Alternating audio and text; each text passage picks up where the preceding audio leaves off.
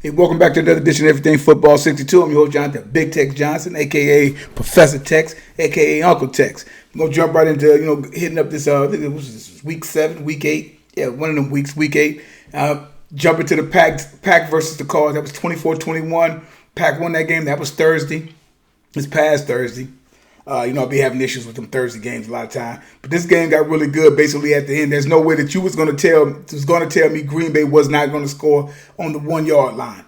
There's no way in the world that was supposed to easily happen. That game was pretty much curtains be done with. They were running with Dillon and Jones. Game over, right? Nope. I said Rodgers, who went 22 of 37 for 184 yards, 2 touchdowns, was stopped short of pay dirt. That's the thing. If you've been looking at Aaron Rodgers the last couple of weeks and the way since the Packers kind of went on their little run right here, he hasn't had to put up prolific numbers. He's been Aaron Rodgers, but it ain't no big. It's not no big plays. He has those 2 young backs back there. Like I said, I think it's AJ Dillon. He had A.J. Dillon and he got Jones going on back there. So they're running the ball very, very effectively, especially Dillon and whatnot. But then it's like they get stopped. So it's like then they're sitting up what should have been a Legends moment for the young Kyler Murray, who didn't have a bad night. He went 22 for 33, 274 yards and a pick at the time. But got hot on the last drive going 99 yards, which I'm like, no way they are going to go the length of the field and win. Well, it didn't happen. Former Pro Bowl A.J. Green missed the signal from Murray and didn't turn to locate the ball, and Rasul Douglas picked it off, killing what would have been a legendary moment for Murray, young resume. I think he might have hurt his ankle at that last play or whatever. I don't know. But that would have been, he has many more to come, but that would have been that would have been a nice legendary moment for him had AJ Green picked up on the signal. Carolina 19 versus the Falcons 13. 6 field goals were kicked and 2 touchdowns scored in this game. Don't know if that was strong defense or just awful play on the offenses. Either way, both quarterbacks underperformed. Sam Darnold 13 for 24, 129. No touchdowns and no hits, which is important for a game like this. While Matty Ice went 20 for 27, 146 yards, 1 touchdown, 2 picks. Funny, I don't hear a lot of stuff about Matty Ice's job and somebody need to take it over and whatnot. Don't hear a lot of that in the news that much. It's kind of funny about that, but we know how that goes though. Darnold, who all of a sudden is a running quarterback, which kind of makes me laugh, had a long run, but with 7 minutes left to go in the fourth, got the snot knocked out of him. And he in concussion protocol, I believe now, and wouldn't return. But Chuba Hubbard, I remember saying, my man, he went to OSU and whatnot. Pretty good back. Would ice the game with a 6-yard touchdown run, beating the Falcons and whatnot. Bills, next game, Bills 26, Miami 11. What's crazy, this game was 10-3 Buffalo going into the fourth quarter. This game should not even been close. Should not have been close. Should not have been close at all. Which should concern Buffalo Bills. It would concern me as a Bills fan, right? Yes, the final score shows like it's a blowout, but really Miami can't get out of their own way. Face it, Tua isn't an athletic quarterback. He isn't going to take off and scramble. He is a pocket passer. He's a traditional pocket passer. He didn't run in Alabama, and he's not running here. He's not that guy. But it actually amazes me now how now that's getting ready to be his thing. Now, I've talked about this before, a couple of years ago, right, about you're going to have to make plays. You're going to have to make some type of plays. Even if you don't run, you have to get nimble enough to scoot around in that pocket a la Aaron Rodgers or some guys like that who could actually scramble and be a dual threat quarterback, but he don't have to be because he knows how to move around in the pocket. So he has to get more pocket awareness and know how to move around in the pocket. But at the same time, I'm like, before pocket passes, you need a running game. You need a damn running game, for which the Dolphins have none. They're setting this kid up with all this trade talk and screwing with his mental. And if it gets too bad, he will not be good anywhere. So it's kind of a fucked up situation for him altogether, in my opinion. It's kind of a jacked up situation for him. In the meantime, the Bills, although victorious, their leading rusher is their quarterback, Allen, a big scrappy kid going for 29 for 42, 29 for 42 and 2 touchdowns and made some big runs. But he isn't Lamar, which means he isn't nimble. Look for someone to take a beat on them coming soon. They need to get a running back that can carry the ball 20 times. For sure. They definitely need to get that going on for sure, because I don't think he can survive. I just think he's a hit away. That's just my take on it. Most quarterbacks are a hit away. We can all pretty much probably say that. But what I'm referring to is that, he likes to take he likes to get a little physical, and I don't think all the way he's built all the way like that to take on those physicality type runs and different things of that nature there. Josh Allen, he went for 29-40 for 249 yards. That's what he went for there the other day there, and whatnot. So this and whatnot. So but I'm just looking for that to happen. And need to get a running back to run the ball about 15 to 20 times a game and take some of that off of him and whatnot, because I think when things get a little ugly and he starts running, somebody's going to take a shot. He's a big, tall, scrapping cat, and them rib cages look pretty tasty to a linebacker. So, he might want to watch that. Old Coley Cole Beasley had a big game, 10 catches, 110 yards. It's like Miami had nothing for him. It's like they were just playing pitch and catch in the backyard the whole damn day. Diggs caught like 5 balls for 40 yards, 1 touchdown, targeted 7 times. Cole was targeted 13 times. I know Diggs can get into his feelings at times, so that might be something to watch. 49ers 33, Bears 22. Jokers better start looking out for Deebo Samuels and whatnot. 6 catches for 171 yards. Young man is balling. One of the best big play wideouts in the game right now. This was also an example of when you can run the ball. It opens up everything. You're clicking on all levels when you're able to run the ball. Play action works. They're respecting the run. They're respecting the pass. They got to. They come up over the top. They come up. You go over the top with them. They have to respect that, and it opens up everything. It opens up trick plays. You can do whatever you want when you're running the ball. I'm always have been the strong defender, a proponent of running the damn rock, man. You still got to run that fucking rock. If you can run it, man. And all that. So I have no clue who Eli Mitchell is, but he called the Bears up running for 137 yards on 18 touchdowns and score. Jimmy Judah like something from the 2019 season, going 17 to 28 for 322 yards. No touchdowns, no inch, but he rushed for 2 touchdowns. Funny how games can go when you don't turn the ball over. Justin Fields looked a whole lot better. Pretty good day. 19 for 27, 175 yards, touchdown. He rushed for 103 yards with a fantastic 22-yard run. Fields was sacked 4 times. He was sacked twice by Sosa. Again, like I say, you got games like this. It comes back to who has the better playmakers. And right now, Fields don't have any playmakers that much. Jimmy G has playmakers on that side of the ball, on where he plays at. He has some pretty decent playmakers, especially with Debo. Pitt 15 versus the Browns 10. I don't know what's going on with Baker. I don't know what's going on with OBJ.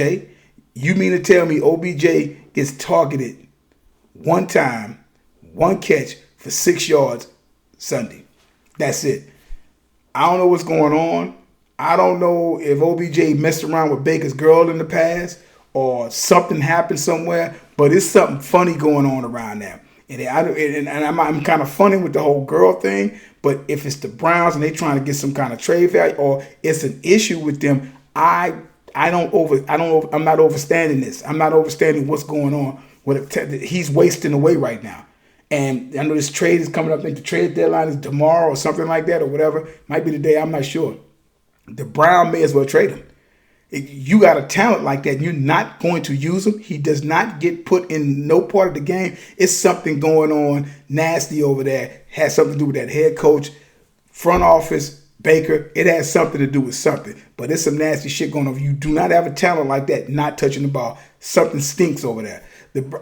If something's going on with the situation, if something's going on with the situation, Baker was sacked 4 times in this game. That was some hard running and hitting, my kind of game. He would go 20 or 31 for 225, no touchdown or no picks. Jarvis Landry had a rough day, losing 2 fumbles, especially the one toward the end of the game when they kept it. If they kept the drive going, could have been a game winner. Big Ben looked like Big Ben, solid 22-34, 266, a touchdown, and most importantly, no turnovers. Najee Harris rushed for 91 yards and a touchdown. Hey, man, like I said, again, that was one of them snot-knocking games and whatnot. Who got the ball last, who ran the ball, who made the less mistake, who turned the ball over less and whatnot, who had the big turnovers, and Cleveland had 2 big turnovers. It was by Landry, especially that last one. Eagles 44, Lions 6. Another piss poor performance by the Lions. I said it once and I will say it again. That ownership shouldn't be able to keep the Lions. An embarrassment. That franchise is year in and year out just pitiful. The family don't give 2 shits about football. Nothing about football. That's a hustle. That's gas money. That's yacht money. You know what I'm saying? That's putting great grandkids through I don't know, private school, college, or whatever. They don't give 2 shits about that team. As for the game, wasn't close. Hurts only threw 14 passes, completed 9 for 103 yards, rushed for a team high 71 yards, 4 touchdowns. The 4 touchdowns came courteous of Scott and Howard, 2 apiece, and a hell of a play on defense by Darius Slay on his old team, scooping up a fumble and returning it 33 yards. Lions is an embarrassment to the NFL. Titans 34, Colts 31. This was a good game, although the Colts should actually have won this game.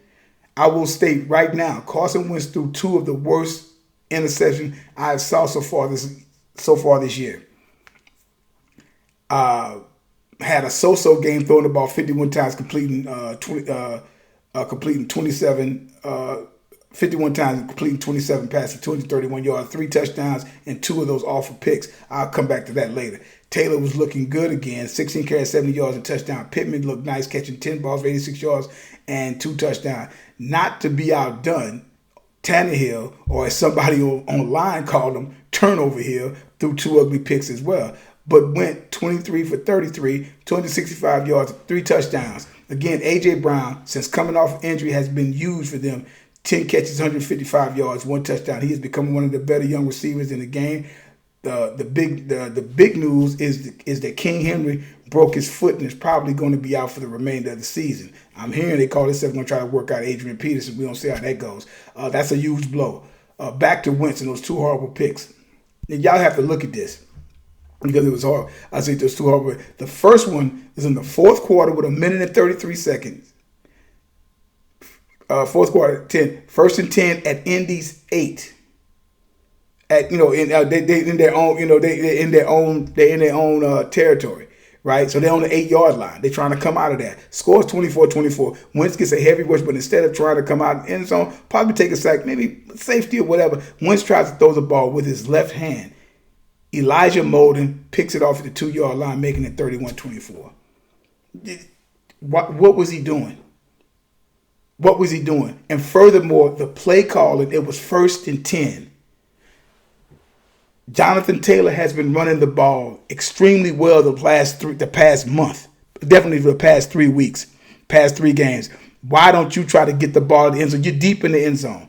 Try to get the ball in the end zone, right? What do you? That Frank Reich, I don't know what they was thinking. They overthought that situation, put him in that situation, but to try to sit up there and go southpaw to try to throw the ball, come on, dude, that's ridiculous. Makes no sense. Now, the second pick came in overtime. Colts have it. First down. Wentz drives back at the time. He has Taylor. If you go back and look at it, because they're on their 20. They're on their 20. And they're trying to, drive going down there and possibly kick the field goal. They're on their 20. He drops back. It's 1st and 10. He drops back. Taylor comes out of the backfield. He turns around. There is nothing. He has the first down mark and another 10 yards after that. Right? Nope, he looked him off. Then you had what's my man's name? The damn big 6'6", 6'7" guy. That was going to be an automatic first down. Then he had Mo Ali Cox in the flats on the sidelines. Another first down. I could never see who actually ran that pass. Instead of that, he tried to get everything up. He tried to get about a 25-yard gain. He throws, I don't know if it was one of the other receivers. It might have been number 11. It might have been Pittman. Not covered by one. If you 2, 3, it was 3 jokers on him. He threw in the triple coverage to try to go an extra 6 yards. Try to go an extra 6 yards when he had 2 automatic first down. He could have picked his poison with Taylor or Cox, and he had to try to go a 25 yard gain and messed around and threw into a triple coverage. Go back and look it up. And that's why the situation football, you got to use this, man. I'm like, it's right in front of you. Nobody was on Taylor. Go look. Nobody was on Cox. Go look. Automatic first down. Keep the chains moving. It's not that hard, man. Jets 34, Bengals 31. If the Bengals want to be a serious contender, then they need to handle business. I have no clue who the hell Mike White is, but he called the Bengals D up going 37 for 45, 405 yards, 3 touchdowns, and 2 picks. But it don't stop there. Who is Michael Carter? And I'm not talking about Michael Carter, who used to play for the great SMU Mustangs, who were later on Olympic champion, as well as 3 rings, and as a nice All-Pro, 3-time Pro Bowl nose tackle for the 49ers. No, it's Michael Carter. He rushed for 77 yards with a touchdown, caught 9 balls for 95 yards. So where was the D? Where is Cincinnati's defense at? Burrow had a decent day, 21 for 34, 259, 3 touchdowns, and a pick. Higgins had a good day, 4 catches, 97 yards. But what about the running game? Mixon had 33 yards with a touchdown as well as a receiving touchdown. If the Bengals really want to be taken serious and whatnot, then they have to beat teams like the Jets. A team no one knows who the name of the guys that they even playing. They know none of these people. And they laid an egg. They gave up 31 points. They gave up 34 points. 34 points. Other game, and the Jets outdid them everywhere. So the Bengals better get together. You got to win games like that. There's no reason y'all supposed to have lost that game. Rams 38, Texans 22. This game was over by third quarter, 38-0, and I guess the Rams let off the gas because Houston came back and scored 22 points. Now I don't know if they had their reserves in for the Rams, but y'all are trying to make a point that y'all are the team to beat. Not letting a pathetic team like the Texans hang 22 points on you in the fourth quarter. At best, y'all should have put up a 40 burger on them and shut them out. Or was something Houston saw and exposed a weakness on that D? I guess time will tell. Stafford gassed the Texans for 21 for 32, 305, 3 touchdowns. In the words of Money Mayweather, easy work. Easy work, man. That was easy work. That was easy work with them. Now we get to the Pats and the Chargers. Pats 27, Chargers 24. This is a pretty good game. I say close, but again, with the Chargers, another game people thought should win with all the hype. Their Chargers have lost 2 games in a row. The Hall of Fame quarterback Justin Herbert just went 18 for 35 for 223 yards, 2 touchdowns, but 2 costly picks. And he had a pick 6. Well, 1 pick and then the other one's a pick 6, right? Chargers should have won the game, but like I said, who turns the ball over the least normally wins the game. They sacked Herbert 3 times. So have they figured out Herbert now? Like they kept saying, well, Mahomes has figured out. They figured out Herbert, right? Have they figured him out yet? Because this is 2 games in a row. Now let's see what ends up happening with them next and whatnot. So Mack Jones had the same attempts and the same completion, but threw for 218 yards, no touchdowns, but no picks or turnovers, anything like that. Took a wicked cheap shot. I saw it. Took a wicked one, man. Had Belichick, he's ready to fight. Harris ran the ball solid for a third week in a row. It scored a touchdown. Pats played solid D, led by Matthew Judon with 5 tackles and 1.5 sacks. So, like I said, the Chargers, 2-game slump. We'll see what happens, man. See if it's the real deal. Has Justin Herbert been figured out? Okay, well, y'all know what I'm talking about. Seahawks 31 versus the Jags. Another one of those games that was over by the third quarter. Jayville is a mess, but they haven't been the same since they dismembered the team by Tom Coughlin after the 2017-2018 season. Again, I don't know why Myers thought this was going to be easy and people need to stop with this whole Trevor Lawrence thing. He is going to have serious growing pains. He's not on a team that has too much of anything. The running back's pretty good and whatnot and stuff like that. They have a couple players here and there, but they have nothing up there. He's going to take some growing pains. He's going, you know what I'm saying? If they, because like I say, we can see now, We're coming into a phase. We have came into a phase now where shit you can't. It's like when you start talking about your mental health and this, that, and the other, and all that. It's like nowadays, man. It's just like, hey, man, you better watch it. Watch these quarterbacks and sit up there now. Who knows, man? Because the way the society is rolling now, if a quarterback gets down on himself and this, that, and the other, and he fucking cries enough or whatever the case may be, man, you might have people lawsuits. Man, the coach is bullying the players. His mental health is not right. He needs to take time out. His mental is this. His mental is that. Y'all better watch what I'm saying. I'm trying to tell you, man. That easing that shit in there, your mental toughness, you're supposed to have that, but I'm just like, your ass can get broke down. But if you get sacked enough and you lose it, especially when you come from a culture, you don't lose. He didn't lose in high school. He wasn't losing in college. He coming in here, he losing. So is Myers. Myers looked dejected on that field. I don't know what who wanted to go to Jacksonville? What do you have in Jacksonville that made it, that made it like, that looks like it's a good yeah, good luck with that, partner. When we see what's happening with that, we definitely see what's happening with that, man. Let me see. Yeah, and with Coughlin and whatnot, like I say, but gonna have serious growing pains and whatnot. But this is about Geno. This is about the noble aristocrat, Geno, the noble aristocrat. Right, and it was good seeing them getting off the schneid. 3-game slide games. In 3-game slide games, they should have actually won and whatnot. The honorable one, he went for 24, 195 yards, 2 touchdowns, and ran for another. Tyler Lockett at 12 catches for 142 yards. He's so underrated. And with him and DK Metcalf, they got to be the top 2, top 3, especially if Russ out there in the league is tandem, man. They just defense got to tighten up. They got to stay on the running game to make everything honest, man. And them guys can be lighting shit up, man. They can be lighting shit up. They can be getting in the playoffs, and they can be making some noise once Russ get his stuff together. Broncos 17, Skins 10. Watched a lot of this game. Obviously, I'm in Northern Virginia. Watched a lot of this game. It was pretty heavy on the defense, as you can tell by the score.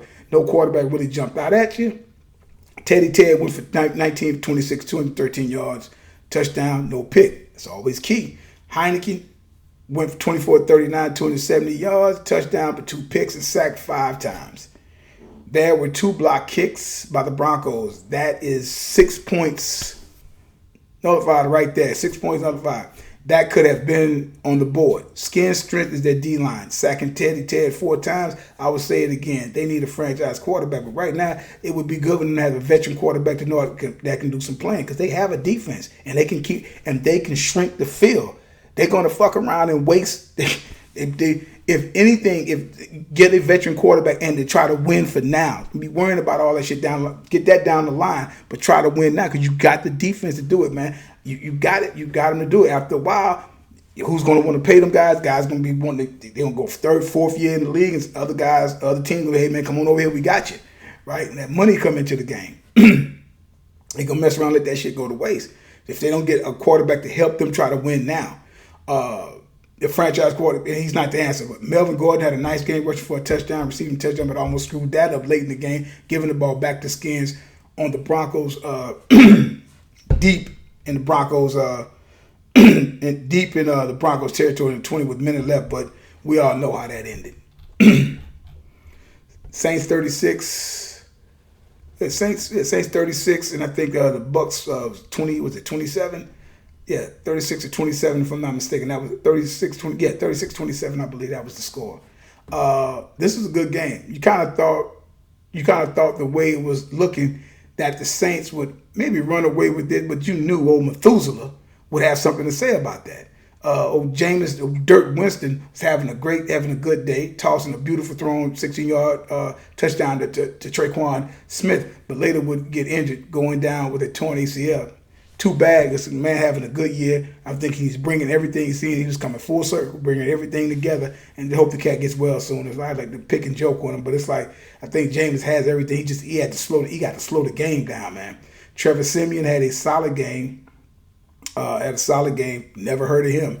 couple of so deep, man. It's so deep. It's always next man up, next man up. Guys you never even heard of having to play football and end up having solid days. Trevor Siemian had a solid game, no turnovers, going 16 for 29, 159 yards to get to a touchdown. Brady does what Brady does, but his 3 turnovers in this game cost them the game. The dagger came when Brady when Brady on a pick six that's basically sealed the game. Brady threw a pick six, threw an interception, as well as he fumbled the ball.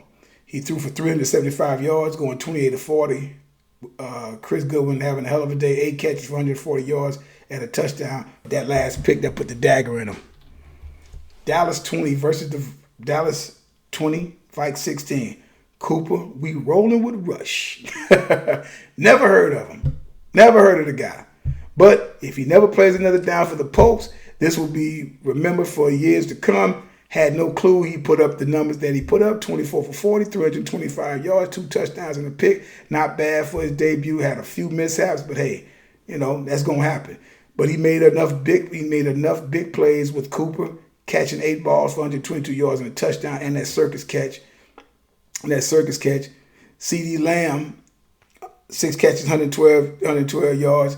And my man Cedric C-Dub Wilson, 3 catches for 84 yards with a great throw from Rush. Man, catches it and he gets into that end zone and whatnot, man. This guy's really coming on. I don't know where Gallup's at. I think Gallup is still hurt. But my man, you better be trying to come back because Dallas has weapons. Dallas has weapons. And if you look at the way certain things is going in the league or whatever, man, who has the most weapons? If your defense can be solid, who has the most weapons? Who has better weapons?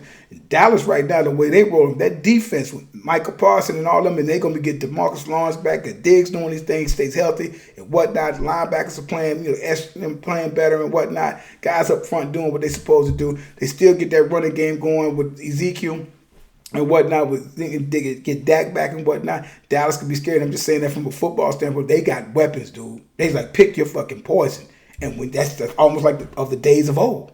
Pick your poison. You want to try to stop Emmett? Fine. We got Playmaker over here. You know what I'm saying? We got Playmaker over. We got Novacek over here.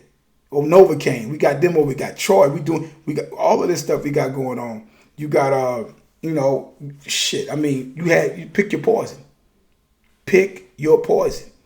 And when you start picking your poison and your defense is good, hey man, that's a recipe for getting to that Super Bowl. KC 20 versus the Giants 17. It ain't pretty, but it's a win. Take whatever they give you. It's about winning games. You can't every year going to be scoring 30-some odd points a game. Fans get spoiled. Defensive coordinators get their asses fired. Get fired on in time. You're going to figure it out. You can't have big plays all the time. You can't go 60, 70 yards every time. Mahomes got used to it. That's what they was doing. That's how it was going and whatnot. Then you got to learn this. Okay, take what they give you because people are going to try to figure out. Okay, doing this, we got to take this away from them. We got to take that away from them. We got to do this. We got to do that and whatnot. And then you got to find other ways. Got to find other ways of winning. Go back to the greatest show on turf. 99, 2000, 2001. There was no better offense. Probably no better offense. Probably no better offense so far. Probably in the history that was been like that. For that 3-year run, but after a while, they got what? They got figured out, right? They got figured out after a while. They still were doing pretty good here and there, but they somewhat got figured out, and as time went on, they had to sit up there and go another route of how they was going to score. So that's what ended up happening, man. That's what ended up happening. So that happens. So when you break this stuff down, defensive coordinators get fired, got fired for a whole lot of that stuff. Mahomes went 28 for 48, 275 yards. 1 touchdown and a pick that bounced off a player's head and into the hands of a giant defender. Like Curtis Blow said, but these are the breaks. Hill caught 12 balls for 94 yards in the score. The run game kept them honest. Chiefs rushing for 107 yards and 27 carries. That was between Williams, Gore, and Mahomes. Turnovers is what's getting the Chiefs. Kelsey had a turnover as well. He lost a fumble. It's almost as if in every game the Chiefs play is going to be a turnover. They never was played by turnovers like this. Now they got the bug, and it's a pandemic, if you will, when it comes to them in the turnover. That is something they have to fix. Jones looked okay, 22, 32, 222, 2 touchdowns with his customized pick or turnover. He will give you. The G-Man kept it close and should have probably won, but a drop pass from 3rd and 7, which put the ball back in Mahomes' hands with 3 or 4 minutes left. Then a phantom face mask call that wasn't a face mask. The kid did not grab Kelsey's face mask. And then the backbreaker was hard pitch pass from Mahomes, 24 yards to put the Chiefs in the sweet field goal range for the win. And that did it right there and whatnot. But that face mask call, that's what did them in. And also the Chiefs, they have weapons. Pick your poison. Hardeman, pick your poison. Bam. And then you still got Josh Gordon laying around somewhere. You see what I'm saying? That's what I'm getting at. Guys that got weapons, they can just come out of the draw and stuff like that and come get you. You know what I'm saying? So, that's the show, man. Like, subscribe to the page, share and whatnot. Any comments, leave them down below. I'll probably come back and want to talk about this whole thing with Ruggs. Like I tell you guys all the time, there's no greatest of all time, as long as time's still going on. And like I tell you all the time, numbers don't lie and get emotional. People do. Y'all have a good one.